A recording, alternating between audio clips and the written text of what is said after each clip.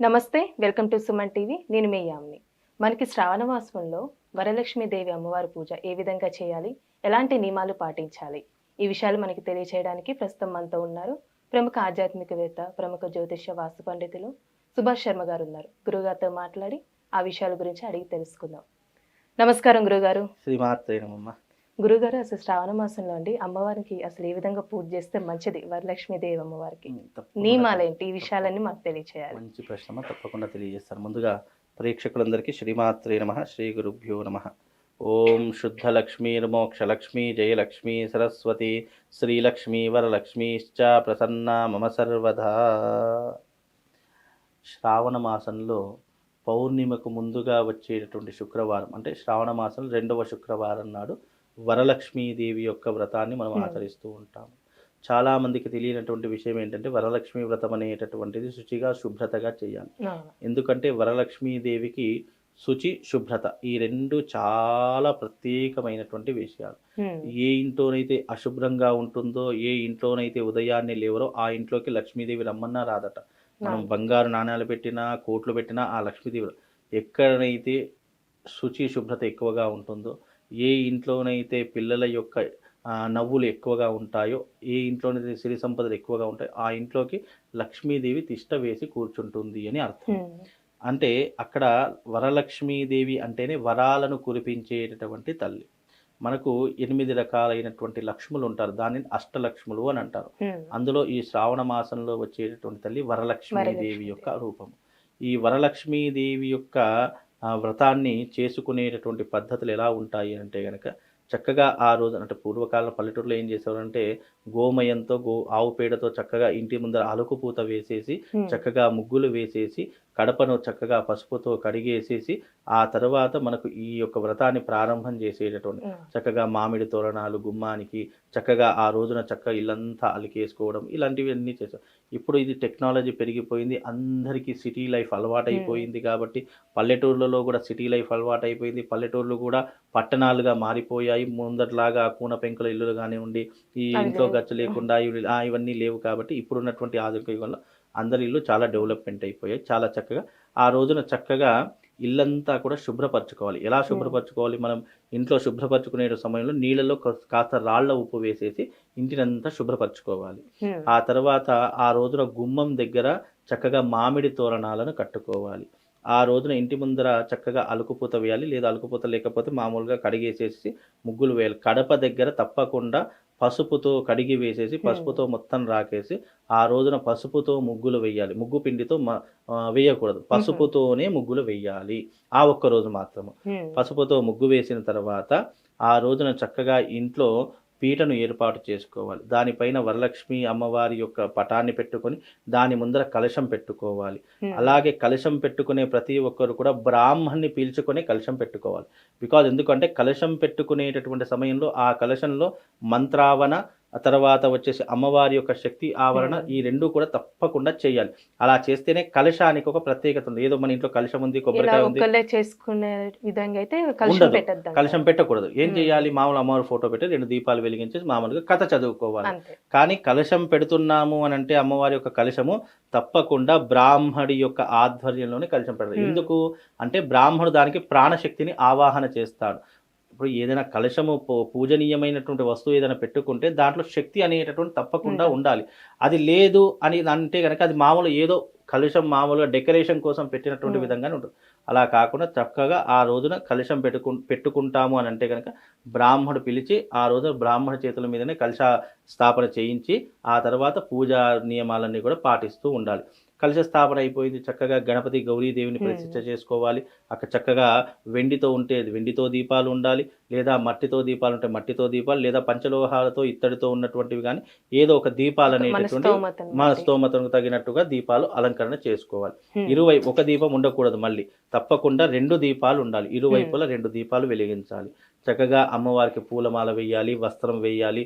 ఆ తర్వాత చక్కగా పీట మీద బియ్యం వేసేసి, ఎర్ర బట్ట వేసేసి, బియ్యం వేసి చక్కగా అమ్మవారి కలశ స్థాపన, ఫోటో, గణపతి గౌరీ పూజ, దీపాలు అన్నీ పెట్టేశాము.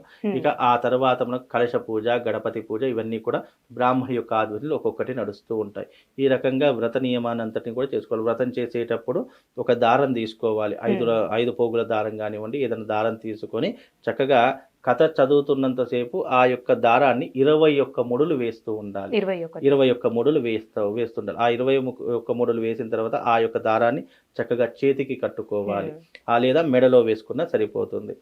పురుషులైతే స్త్రీలైతే చేతికి కట్టుకోవాలి, పురుషులైతే మెడలో అంటే ఇప్పుడు వేసుకోవాలి. ఆ కంకణం అనేది అంటే కొంతమంది కుడి చేయికి కట్టుకుంటున్నారు, ఎడమ చేయికి అని అవునమ్మా. అంటున్నారు. అసలు ఏ విధంగా అయితే కట్టాలి ఇక్కడ అసలు? కంకణము అనేసరికి అర్థం ఏంటి వస్తుంది అంటే శుభరక్ష కంకణం, దాంపత్యో అభివృద్ధి కంకణం. అంటే ఇక్కడ వివాహమైనటువంటి దంపతులు ఎవరైతే ఉన్నారో స్త్రీ అయితే ఎడమ చేతికి కట్టుకోవాలి. వివాహం కానటువంటి వారు ఎవరైతే ఉన్నారో స్త్రీలు ఎవరైనా సరే వాళ్ళు కుడి చేతికి, మామూలుగా కుడి చేతికి కట్టు. కానీ దంపతులు ఎవరైతే వివాహమైనటువంటి స్త్రీలు ముత్తైదులు ఎవరైతే ఉన్నారో వాళ్ళు తప్పకుండా ఎడమ చేతికే కంకణం కట్టుకోవాలని శాస్త్రం. అదే రకంగా ఈ మామూలుగా మనం కథ చదువుతున్నంతసేపు వేసేటటువంటి ఆ ముడులు 21 ముడులు ఏవైతే ఉంటాయో అవి మామూలుగా చేతికైనా కట్టుకోవచ్చు, వీలైతే వెనలో అయినా వేసుకోవచ్చు. వాళ్ళ యొక్క అభిప్రాయం బట్టి ఆ యొక్క కంకణాన్ని, అది కూడా కంకణంతో సమానం కాబట్టి ఆ కంకణం అలా కట్టుకోవాలి. ఆ తర్వాత ఆ రోజున ఎవరైతే ఈ యొక్క వ్రతం చేస్తున్నారో తప్పకుండా ఎరుపు చీర కట్టుకోవాలి. ఎర్రటి చీర కట్టుకొని అమ్మవారికి, ఎందుకంటే ఎరుపు అనేటటువంటిది రెడ్ కలర్ అమ్మవారికి చాలా ప్రీతికరమైన. ఆ రోజున చక్కగా ఎర్రటి చీర కట్టుకోవాలి, ఎర్రటి గాజులు వేసుకోవాలి, ఎర్రటి కుంకుమ పెట్టుకోవాలి, కళ్ళకు కాటుక పెట్టుకోవాలి, చక్కగా తలలో అంటే ఒక అమ్మవారి యొక్క ఎలా ఉంటుందో అంటే అమ్మవారు అలంకరణ ప్రియురాలు. మనం అమ్మవారికి ఎంత అయితే అలంకరణ చేస్తామో అలాగే స్త్రీలకు అలంకారమే ప్రధానమైనటువంటి రూపము. అలా అలంకరణ చేసుకుంటున్నారని చెప్పేసి తప్పుగా భావన చేసుకోవాలి. ఎందుకంటే స్త్రీలకు అలంకారమే లక్ష్మీ స్వరూపము అని చెప్పడం జరిగింది. కనుక ఎంత అలంకరణ చేసుకున్నా దాంట్లో తప్పేం లేదు. కనుక అలంకరణ మంచిగా చేసుకొని ఆ రోజున చక్కగా మహాలక్ష్మి అమ్మవారు ఎలాగైతుందో ఆ రూపకంగా నువ్వు ఆ రోజున వ్రతాన్ని ఆచరణ చేసుకుంటే నీ ఇంట్లో సిరి సంపదలు కొలువై ఉండడానికి, నీ ఇంట్లో ఎప్పుడూ కూడా ధనము, ధాన్యము సమృద్ధిగా ఉండడానికి అదొక గుర్తుగా మనము ఈ యొక్క వరలక్ష్మి వ్రతాన్ని చేసుకుంటాము. అయితే ఈ వరలక్ష్మి వ్రతం చేసుకునేటటువంటి వారు ఎవరైతే ఉన్నారో ఆ రోజున మీకు స్తోమత ఉంది, ఆర్థిక స్తోమత బాగా ఉంది అంటే ఎవరికైనా ఒక 10 మందికో 20 మందికో మీరు భోజనాలు పెట్టే స్తోమత ఉంటే 10 మందికి పిలుచుకొని భోజనాలు పెట్టండి. అదే అంటే ఎందుకంటే అన్నదానం అనేటటువంటిది ఎంతో పుణ్యాన్ని కలుగజేస్తుంది. ఇక దానికి మించింది లేదు. కనీసం ఇలాంటి శుభకార్యాలు చేసినప్పుడైనా కనీసం ఒక 10 మంది కడుపు నింపితే నీకు అన్న వృద్ధికి లోటు ఉండదు అని దాని యొక్క అర్థము. అందుకే దానాల కన్నా అన్నదానం చాలా గొప్పనైనటువంటిది అని కూడా పిలుచుకుంటాం. వీలైతే చిన్న పిల్లలు ఉంటారు కదా, చిన్న పిల్లలకు అమ్మవారి స్వరూపంగా కన్య పూజ అని చెప్పేసి ఉంటుంది. కన్య పూజ అనేటటువంటి చేసిన ఆ రోజున విశేషమైనటువంటి పుణ్యఫలం. కన్య పూజ విశేషంగా దసరా నవరాత్రుల్లో చేస్తారు అమ్మవారికి. పాలా త్రిపుర సుందరి అవతారంలో కన్య పూజ చేస్తారు. ఇలాగే ఈ వరలక్ష్మి వ్రతం రోజు కూడా కన్య పూజ చేయవచ్చు. చేసి వాళ్లకు పుస్తకాలు, పెన్నులు ఏదైనా ఇస్తే గనుక విద్యాదానం చేసినటువంటి పుణ్య ఫలితం. మీ పిల్లలు ఎవరైనా పూర్గా ఉన్నటువంటి వాళ్ళు, చదువులో వీక్గా ఉన్నటువంటి వారు ఈ వరలక్ష్మి వ్రతం రోజున చక్కగా ఆ రోజున పిల్లలకు పుస్తకాలు, పెన్నులు ఏమైనా దానం చేయండి. వాళ్ళకు ఒక లక్ష్మి సరస్వతి రూపకంగా దానం చేసి వాళ్ళ యొక్క ఆశీర్వాదాన్ని పొందండి. తప్పకుండా మీ పిల్లలు విద్యావంతులు అవుతారు. ఇది ఒక మార్గంగా కూడా చెప్పడం జరిగింది. అలాగే ఈ వరలక్ష్మి వ్రతం రోజున గోవుకి తప్పకుండా ఆ రోజు శనగలు పెట్టాలి. అంటే నానిన వట్టి శనగలు కాదు, ఆ రోజున రాత్రి నానిపివేసేసి మరునాడు ఉదయాన్నే ఆ నానేసిన శనగలు ఏవైతే ఉంటాయో అవి గోవుకి తప్పకుండా ఆ రోజున పెట్టాలి. అవి కొంతమంది వాయనం కూడా వరలక్ష్మీదేవి యొక్క పూజ రోజున తప్పకుండా అదే ప్రసాదంగా పెడతారు. ఈ యొక్క శనగలే చాలా, అంటే తెల్ల శనగలు ఉంటాయి, ఎర్రటి శనగలు ఉంటాయి. ఏదైనా ప్రసాద రూపకంగా చాలా మందికి అదే రోజు వాయనం కూడా ఇస్తారు. అదే రకంగా పసుబొట్టు కింద కూడా ఈ యొక్క శనగలు ఇస్తూ ఉంటారు. ఆ రోజున ప్రత్యేకంగా అమ్మవారికి పెట్టవలసిన నైవేద్యం కూడా ఉంటుంది. విశేషంగా వరలక్ష్మి వ్రతం రోజున పులిహోర నైవేద్యంగా పెట్టాలి. పులిహోర లేకపోతే చక్కెర పొంగలి, దద్దోజనము, లేదు అంటే వడలు, పానకము ఇలాంటివి నైవేద్యంగా ఏమీ లేవండి మాకు చేసుకోవడానికి అవకాశం లేదు, కనీసం అరటి పళ్ళైనా అమ్మవారికి నైవేద్యం పెట్టాలి. విశేషంగా పులిహోర, దద్దోజనము, చక్కెర పొంగలి ఇవన్నీ కూడా చాలా విశేషమైనటువంటివి. చేస్తే గనక బాగుంటుంది. అది ప్రసాద రూపకంగా ఇచ్చిన చాలా శుభప్రదంగా ఉంటుంది. ఈ రకంగా వరలక్ష్మి వ్రతాలు కనుక చేసుకుంటే నిజంగా వాళ్ళకు పుణ్యము, పురుషార్థము, అన్ని అష్టైశ్వర్యాలు ఇక అన్నీ కలుగుతాయి. మీ ఇంట్లో గనక ఏదైనా ఆర్థిక స్తోమత బాగాలేదు, సంపాదించిన డబ్బు ఆగడం లేదు అంటే ఈ వరలక్ష్మి వ్రతం చేసుకుంటున్నారు అని అంటే గనక వాళ్ళకి నేను ఈ లక్ష్మీ కుబేర యంత్రం పంపిస్తాను.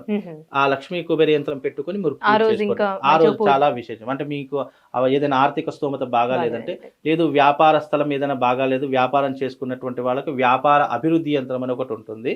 ఇక ఇంట్లో ఉంటున్నాము, ఇంట్లో డబ్బుకు ఉండడం లేదు అని అంటే గనక లక్ష్మీ కుబేర యంత్రం పంపిస్తాను. అది ఎలా ఉంటుంది అంటే గనక డబ్బుని ఆకర్షించేటటువంటి విధంగా ఉంటుంది. వ్యాపారం సరిగ్గా నడవడం లేదు అనుకున్నటువంటి వాళ్ళు నేను పంపించినటువంటి యంత్రాన్ని మీరు పూజా మందిరంలో గాని, మీ వ్యాపార స్థలంలో గాని పెట్టుకోండి. వ్యాపార అభివృద్ధి యంత్రం. లేదు మీకు జనాకర్షణ, ధనాకర్షణ కావాలంటే మన దగ్గర 3 రకాల యంత్రాలు ఉంటాయి. జనాకర్షణ యంత్రము, వ్యాపార అభివృద్ధి యంత్రము, అలాగే లక్ష్మీ కుబేర యంత్రము. ఈ మూడింటిని కూడా పూజ చేసిస్తాను. ఆ రోజున మీరు చక్కగా వరలక్ష్మి వ్రతంలో పెట్టుకొని పూజ చేసేసుకొని అది మీరున్నటువంటి స్థలంలో పెట్టుకోండి. ఇక మీకు ధనానికి గాని, వ్యాపారానికి గాని, జనాకర్షణకు గాని ఎలాంటి ఇక సమస్యలు మీకు ఎలాంటి సమస్య ఉండదు. ఇప్పుడు చాలా మట్టుకు ఇప్పటివరకు ఏం లేదన్నా ఒక 1000, 2000 యంత్రాలు పంపించాను. ఇక విశేషంగా మీకు ఇంకా కావాలి అని అంటే గనక ఇప్పుడు శ్రావణ మాసం చాలా విశేషమైనటువంటి మాసం కాబట్టి మీకు అలాంటి యంత్రాలు ఏమైనా కావాలంటే నేను పూజ చేసేసి మీకు పంపిస్తాను. ఆ రోజు వరలక్ష్మీదేవి పూజలో పెట్టుకొని అవి మీ ఇంట్లో గాని, వ్యాపార స్థలంలో పెట్టుకొని ఇంకా మీకు శుభయోగం అనేటటువంటిది ఒకవేళ కలుగుతుంది. కావాలనుకున్నా మనకి స్క్రీన్ మీద నెంబర్ కనిపిస్తుంది. స్క్రీన్ మీద మీకు నంబర్ కనిపిస్తుంది. చక్కగా దానికి ఫోన్ చేసి మీరు ఆర్డర్ చేసుకున్నా సరిపోతుందమ్మా. చాలా చక్కగా తెలియజేశారు గురుగారు. ధన్యవాదాలండి. శ్రీమాత.